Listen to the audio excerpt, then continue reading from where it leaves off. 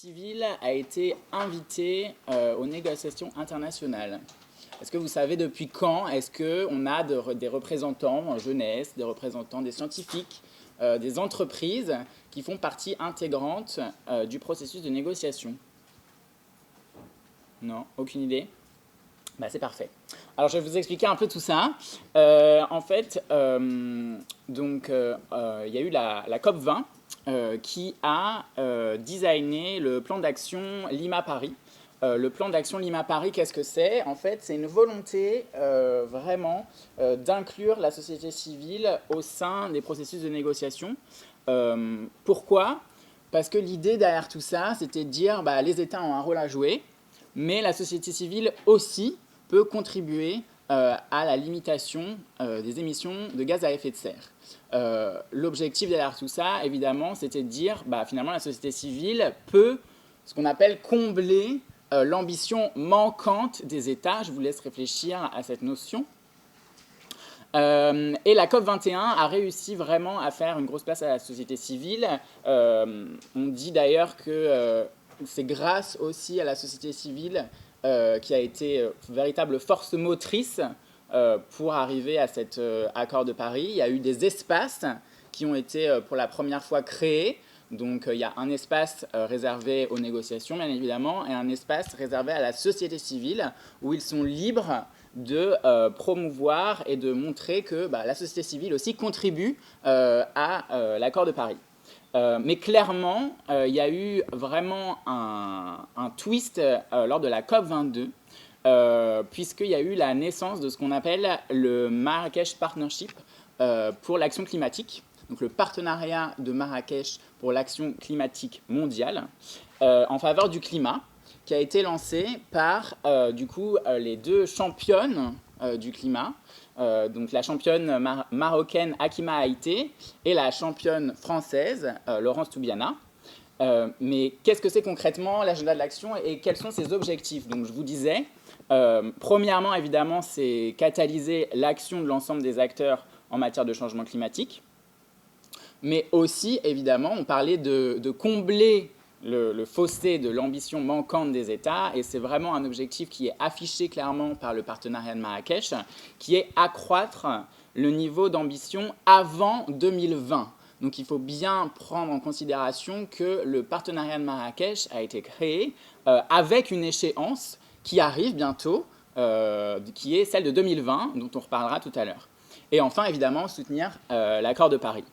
Donc vraiment, il y a une véritable ambition de stimuler la contribution des acteurs non étatiques. Alors, quand je parle d'acteurs non étatiques, on parle des villes, évidemment, des régions, des organisations internationales, la société civile, que ce soit les communautés d'indigènes, les femmes, la jeunesse, les universités et les entreprises.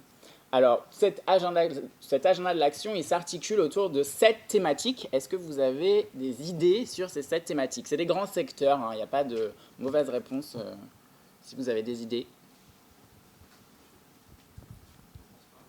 Les transports, oui, ça c'est un secteur de l'agenda de l'action.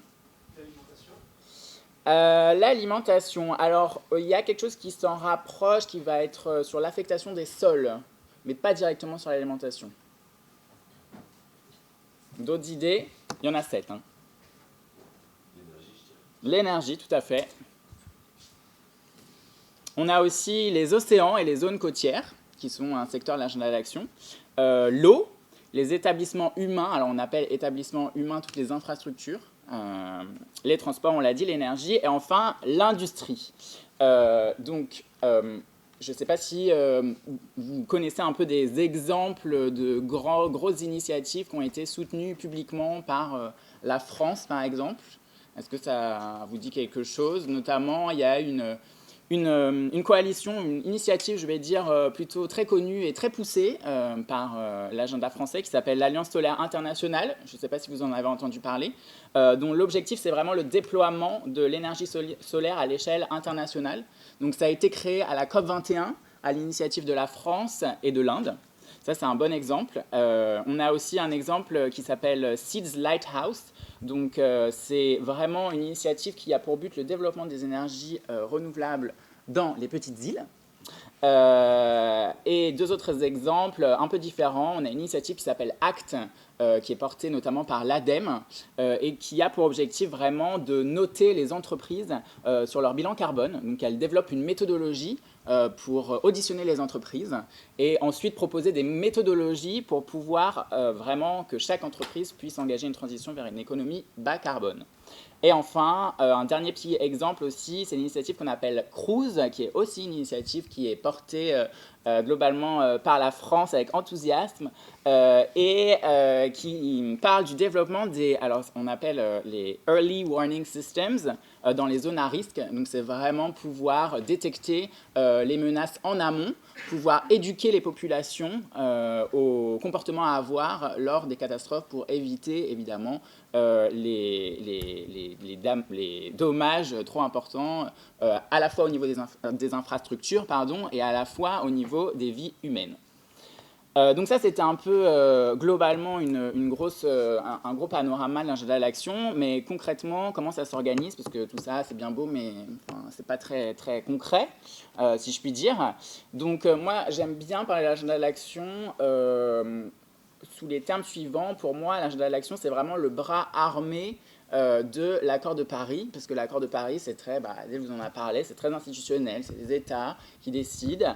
L'agenda de l'action, c'est vraiment montrer que la société civile est en mesure aussi de contribuer à la société de demain et contribue à la transition qui est nécessaire d'engager.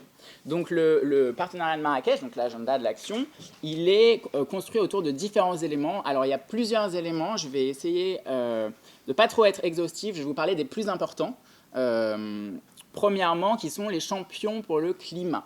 Alors, je vous ai cité tout à l'heure, du coup, la championne marocaine et la championne française lors de la précédente COP à Marrakech. En fait, tous les ans, est nommé par la présidence de la COP un champion.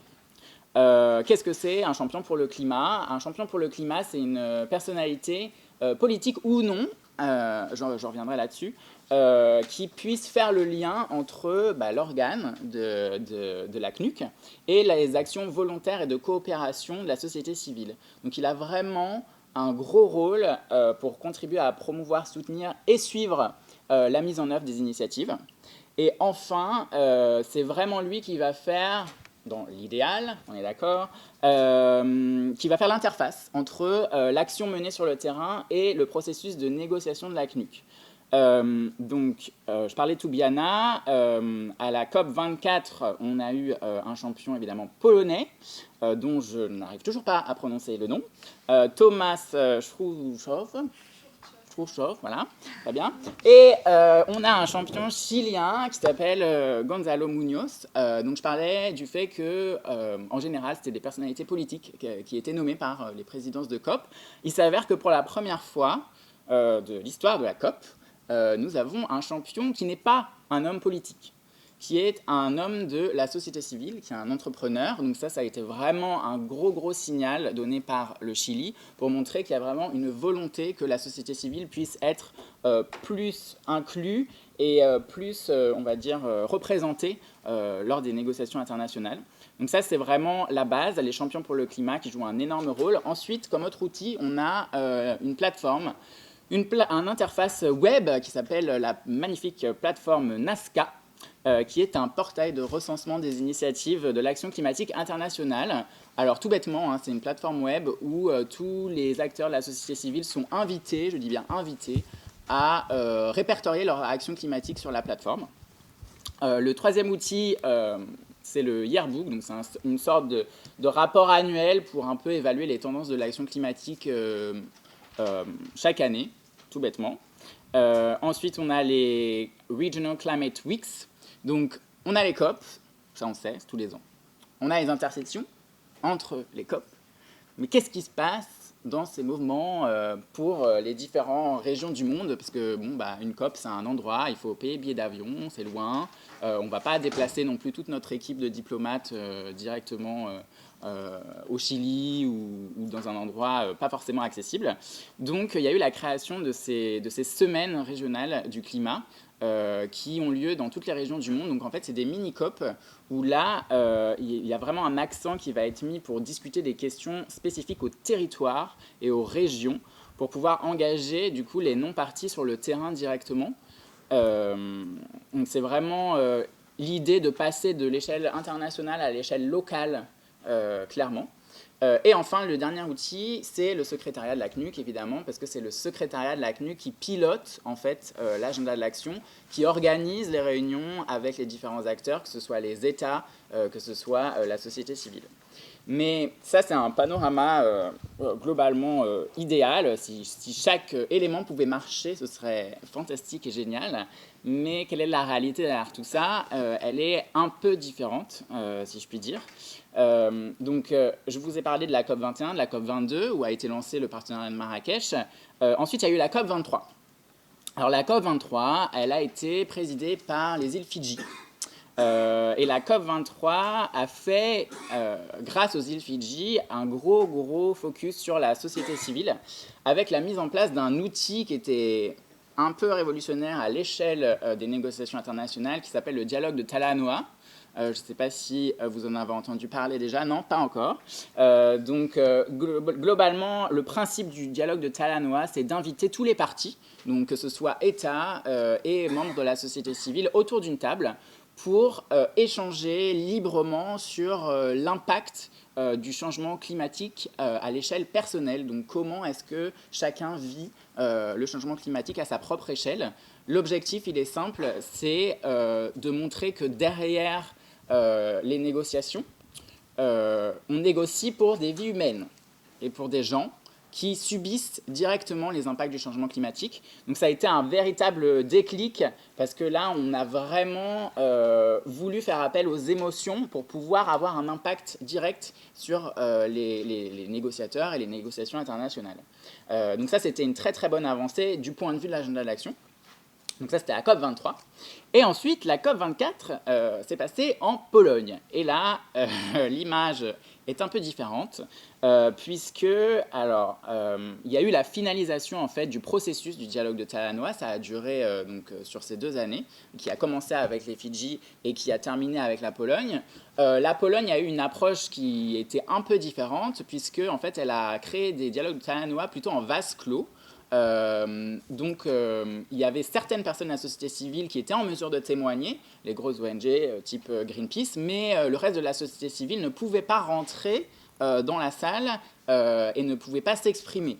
Donc en fait, il y a eu une sorte de déconnexion de ce dialogue de Talanoa, puisque on a eu une finalisation du processus entre États, entre grosses organisations, mais la société civile était derrière un écran pour voir ce qui était en train de se passer.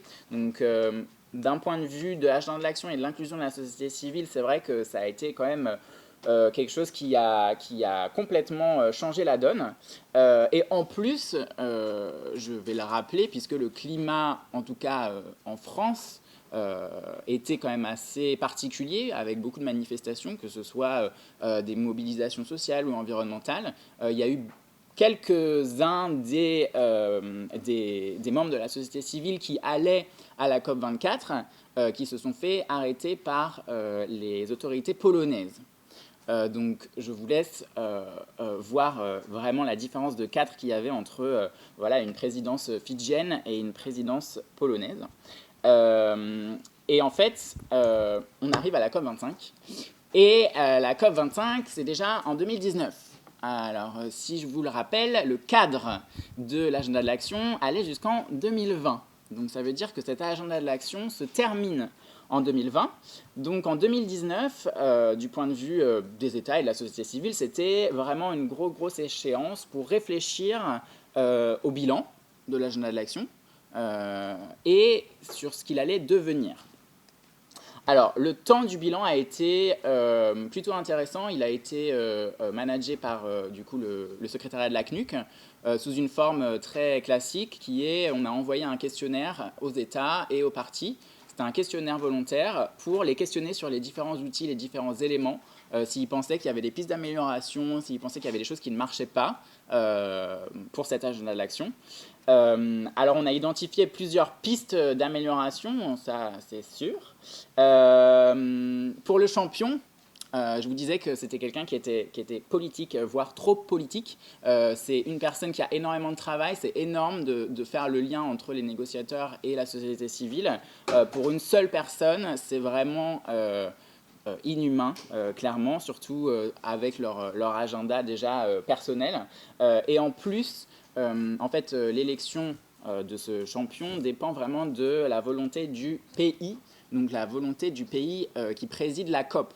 Donc on a vu par exemple un champion fidjien extrêmement dévoué à la cause de la société civile, et on a vu un champion polonais un peu moins dévoué à la cause pour la société civile, si je puis dire. Donc c'est vraiment en dents de scie. On a des fois de la chance de tomber sur des champions qui vont essayer de pousser à l'échelle internationale et dans les négociations, et on va avoir des champions qui vont reculer à ce niveau-là. Donc ça, c'était vraiment un point important qui est ressorti, en tout cas, des discussions qu'il y a eu autour de l'agenda de l'action et du bilan. Ensuite, sur cette plateforme NASCA dont je vous parlais, qui est un outil de recensement, j'en parlerai un petit peu plus en détail après, mais clairement, la société civile ne s'est pas approprié l'outil. C'est quelque chose qui est volontaire, c'est pas du tout actualisé, c'est pas du tout vérifié, donc c'est très très difficile de suivre les activités. En plus, il y a une multiplication des initiatives en France et ailleurs, donc c'est très difficile de pouvoir savoir si vraiment il y a voilà, une participation à la limitation des émissions de gaz à effet de serre. Le yearbook, c'est pareil, c'est très exhaustif. C'est un rapport annuel. Je pense que vous avez tous lu un rapport annuel dans votre vie. C'est pas ce qu'il y a de plus fun. Et enfin, les semaines régionales pour le climat, clairement, qui ont été délaissées par les négociateurs. Il y a eu très peu de participation des hommes politiques. Clairement, à ces semaines qui sont pourtant clés, il n'y a pas assez de communication autour d'elles. On parle de retourner vers l'échelle locale, vers les territoires, et clairement, ça, c'est une transition qui n'a pas été faite encore par les négociateurs. Globalement, ce qu'on peut dire, c'est qu'il y a, à l'échelle de la COP, quand même une déconnexion entre l'espace de négociation et l'espace réservé à la société civile. Pourquoi? C'est tout bête. Physiquement, c'est en général pas sur le même lieu. Il faut marcher. Des fois, il faut marcher longtemps. L'agenda des négociateurs est très dense, et donc du coup c'est très difficile pour eux d'assister aux différents événements qui se passent en fait sur ce qu'on appelle les pavillons de la société civile. Donc pour vous faire une petite image rapide pour ceux qui savent pas un peu comment ça se dessine, on va dire. Donc il y a les négociations d'un côté, et de l'autre, et en fait il y a un espace qui est réservé aux différents pays. Donc chaque pays a le droit d'avoir ce qu'on appelle un pavillon, donc c'est un espace d'exposition où à la fois il peut évidemment faire de la soft diplomatie, donc organiser des conférences, organiser des expositions, mais aussi faire venir ses propres politiques pour faire des annonces à la société civile. Voilà, c'est pour vous donner une petite image. Donc clairement, il y a une déconnexion entre ces deux espaces, et c'est très difficile à suivre, à la fois pour la société civile qui se sent exclue des négociations, et à la fois pour les négociateurs qui se retrouvent avec beaucoup trop de conférences et de choses à suivre. Et du coup, c'est très très complexe de lier les deux. Oh, merci. Je vous parlais de la multiplication aussi des initiatives qui desserrent évidemment l'agenda de l'action. Et enfin, il y a beaucoup de lancements, mais il y a peu, on va dire, de traçabilité. Et ça, c'est un élément qui est assez clé dans toutes les réflexions quand on parle de société civile et de contribution aux limitations de gaz à effet de serre. C'est vraiment la notion de suivi, je vais dire, et de reporting. Parce que toutes ces initiatives, elles sont volontaires. Il n'y a pas du tout de pression, il n'y a pas du tout de sanctions. Le cadre, finalement, est assez flou.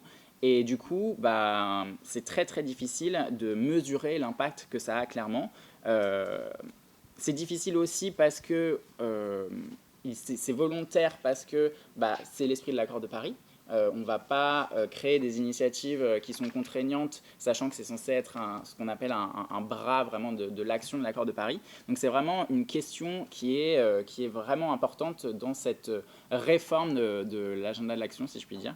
Donc comment assurer la visibilité et la crédibilité des engagements pris par les acteurs non étatiques et infra-étatiques, puisque les suivis ne sont pas opérationnels, et surtout que finalement on demande à chaque initiative de s'évaluer, et en fait cette auto-évaluation n'est pas du tout transparente. Donc on a très rarement accès à ces évaluations quand elles sont faites, parce qu'elles ne sont pas automatiques, et elles sont rarement vérifiées par des prestataires externes, que ce soit société civile ou autres. Donc la réforme, si vous n'en avez pas marre, quelle réforme est envisageable et quelles sont les priorités avant fin 2020 ? Clairement, pour avoir peut-être un panorama aussi par rapport aux différentes COP, on parle de la COP 25. Clairement, il y avait une volonté d'avoir une décision sur l'agenda de l'action à la COP 25. Vu l'état des négociations, ça ne se fera pas. Pour l'instant, on prévoit une décision sur l'agenda de l'action, donc sur sa probable continuité ou non, à la COP 26. Pour le moment, pour vous donner un peu un cadre temporel. Et du coup, ouais, les priorités, ce sont lesquelles ? Donc le secrétariat, les États qui participent aux réunions de l'agenda de l'action et les initiatives aussi qui sont conviées à ces réunions ont vraiment identifié 4 priorités qui sont multiplier les interactions entre les partis et les non-partis. Clairement, comme je vous disais, il y a une déconnexion. Donc il y a un gros travail à faire pour reconnecter société civile et négociateurs internationaux, créer peut-être un autre espace ou réfléchir à un autre agencement. La représentativité, plus de participation des non-partis dans les régions et par secteur. Comme je vous le disais, il y a une déconnexion aussi internationale et locale. Et la question de d'écrire un récit. C'est quelque chose qui est extrêmement important. Il y avait une question tout à l'heure sur comment est-ce que est-ce qu'il y a une communication entre les différentes COP, c'était la COP biodiversité et par exemple la COP climat. Je pense que c'est quelque chose sur laquelle il faut travailler. C'est vraiment établir un suivi, une continuité et une cohérence entre les différentes grosses négociations internationales. Aujourd'hui, c'est vrai qu'il y a la COP 21 et puis après, il y a la COP 22, il y a la COP 23 et au milieu, il y a tout plein d'événements et en fait, il y a un manque de cohérence de récit clair pour pouvoir atteindre un objectif qui soit commun. Donc c'est vraiment l'idée de renforcer, grâce aux équipes de la CNUC, aux champions, renforcer ce narratif commun pour que chaque événement soit lié et ne soit pas isolé des uns des autres. Parce qu'il y a énormément de choses qui sont dites lors de ces négociations, il y a énormément d'engagements qui sont pris et qui ne sont pas forcément liés les uns aux autres. Et c'est dommage parce que du coup, on perd en force de la société civile et on perd en initiatives qui sont éclairantes pour nous. Et enfin, il y a vraiment une autre priorité qui est renouveler les formats. C'est vrai que cet agenda de l'action a été créé autour des plateformes Internet, c'est génial, mais aujourd'hui, ça ne marche plus. Il faut renouveler les formats, il faut aller vers les gens, il faut utiliser les réseaux sociaux, il faut diversifier les formats pour essayer de toucher les audiences. Aujourd'hui, si on ne connaît pas l'agenda de l'action, on ne sait pas ce que c'est, et pourtant, c'est une chose qui est quand même clé, qui est l'implication de la société civile dans ces négociations. On ne peut pas le mettre de côté et on a besoin d'emporter la société civile avec nous dans ces négociations. Oui. J'ai un truc, je ne sais pas si vous compris sur l'agenda de l'action, son objectif c'est d'inclure la société civile dans les actions ou c'est de définir les actions sur l'énergie, l'industrie, les océans. Enfin, je ne comprends pas c'est l'un ou l'autre, c'est les deux, ça travaille. L'objectif, c'est vraiment, l'agenda de l'action, c'est de donner la place à la société civile pour qu'elle crée des initiatives et des coalitions qui soient en mesure de participer à la limitation des émissions de gaz à effet de serre. D'accord. Et du coup, le côté, les priorités énergie, industrie, ça, en gros, c'est le cadre, si tu veux. Donc, c'est le cadre. Donc, chaque initiative aura un lien avec un secteur. D'accord. Et en fait, elle communique forcément par secteur, mais elle communique aussi intersecteur. En fait, c'est vraiment une idée d'identification des thèmes clés pour faciliter aussi les acteurs de la société civile à dire voilà, cette initiative, elle target quoi ? Elle target l'énergie, elle target le transport, ce genre de choses. C'est vraiment un cadre bête, c'est comme les ODD si tu veux. C'est vraiment donner un cadre pour une action climatique ambitieuse.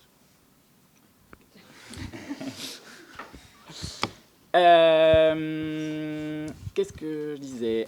Et oui, et du coup, quelles réformes sont en cours? Ça, c'est assez intéressant de savoir qu'est-ce qui se passe aussi à l'intérieur de ces réunions. Clairement, comme je vous disais, une réflexion sur les champions.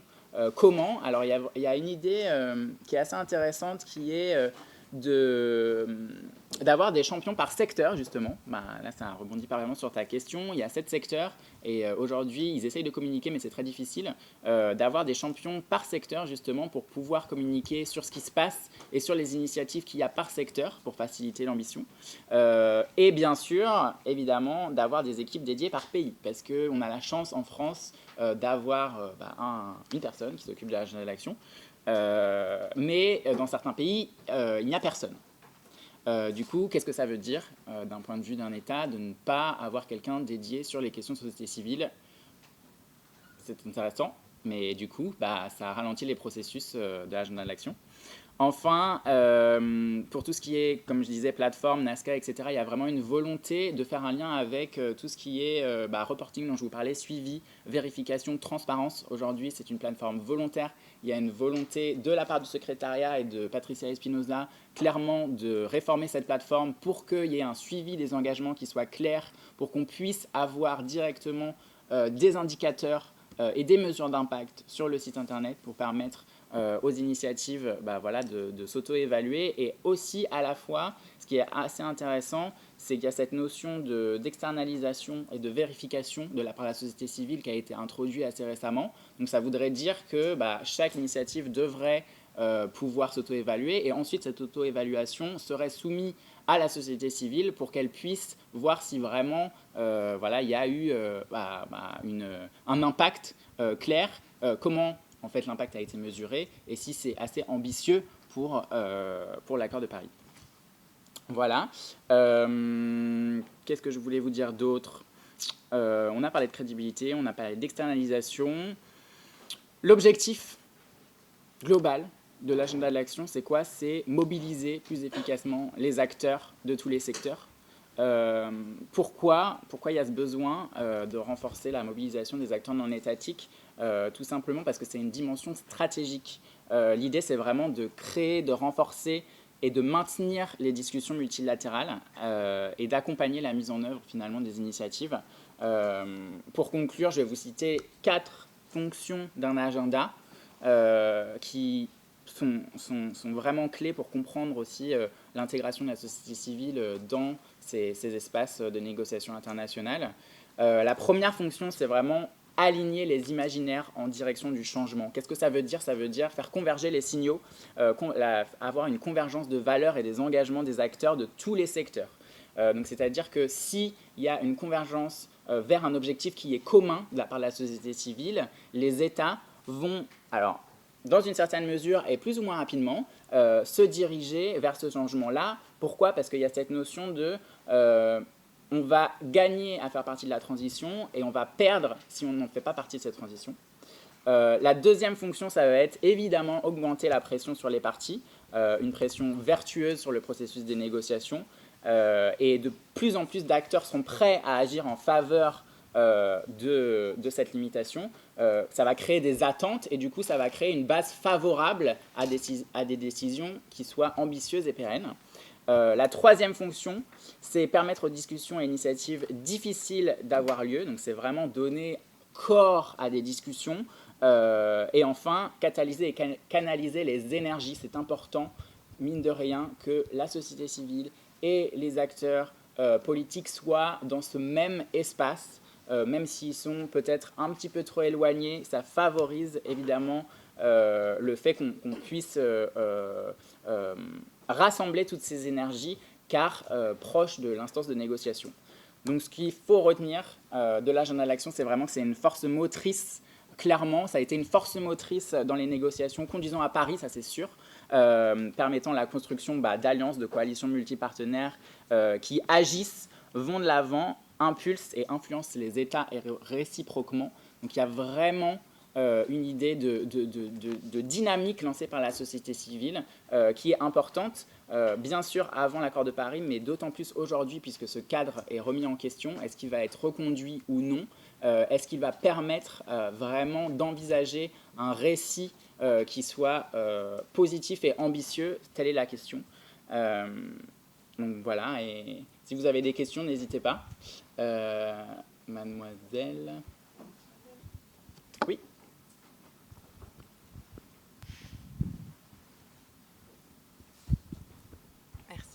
Merci pour ta présentation. Je voulais avoir un peu ton avis sur le fait qu'en fait, ces initiatives, elles mettent sur le même plan plein d'acteurs de la société civile qui n'ont pas les mêmes capacités, les mêmes ressources. Je pense notamment aux entreprises. Est-ce que ça ne présente pas un risque que ces espaces deviennent des espaces pour ces entreprises de promouvoir leurs intérêts et qu'il n'y ait pas un risque en fait, de capture de ces espaces de négociation par des acteurs privés? Merci de ta question, c'est très intéressant. Je pense que, in fine, forcément, il y a un risque. Après, l'idée vraiment de ces espaces, c'est encore une fois la représentativité de tous les groupes. Alors, donc, je ne sais pas si Adèle vous en a parlé, mais dans les COP, il y a, suite justement à la volonté d'inclusion de la société civile, suite au plan d'action Lima Paris, il s'est créé des groupes spécifiques aux différentes catégories de la société civile, si je puis dire. Donc on a des groupes, par exemple Genève qui s'appelle Youngo, qui est un groupe composé de jeunes du monde entier qui est au COP et qui investit les espaces des COP. Tu as un groupe dédié aux scientifiques, tu as un groupe dédié aux entreprises. Personnellement, ayant participé à des COP, dans l'espace société civile, je n'ai pas senti qu'il y avait une prédominance entreprise. Au contraire, il y a vraiment une volonté, des groupes qui sont très peu représentés, type jeunesse, scientifique, de plus en plus. Indigènes aussi, à la COP24, ça a été un gros morceau de la visibilité de la COP24. Donc il y a vraiment cette sensation d'investir l'espace tant qu'on peut. Après, du point de vue des entreprises, bien sûr, mais ça va être peut-être moins affiché, on va dire, moins dans l'espace de la société civile, si tu vois ce que je veux dire. Peut-être en conclusion, ouverture, je vous ai parlé de l'agenda de l'action climat, je n'ai pas spécifié, mais c'est l'agenda de l'action climat. Aujourd'hui, suite à la COP14, il y a une volonté de créer un agenda de l'action biodiversité, donc vraiment avec pour objectif de catalyser les initiatives, de sensibiliser le public vraiment aux besoins urgents de mettre fin à la perte de la biodiversité, d'inspirer les actions et de catalyser les initiatives. C'est vraiment une réflexion qui est en cours. L'enjeu, évidemment, à court terme, c'est vraiment la création de cet agenda, de la structuration, l'animation et la mise en route. Et à moyen terme, c'est plutôt l'ancrage juridique. Donc, c'est apprendre j'aime pas ce mot, erreur, mais en tout cas apprendre de l'agenda de l'action climat, ce qui a marché, ce qui n'a pas marché, pour créer un agenda de l'action biodiversité qui soit performant et qui soit efficace, particulièrement avec une grosse attention sur assurer la transparence des initiatives et la vérification par des prestataires externes pour garantir que en fait, ce soit un terreau fertile à la création ce qu'on appelle un cadre mondial pour la biodiversité qui va venir très très rapidement.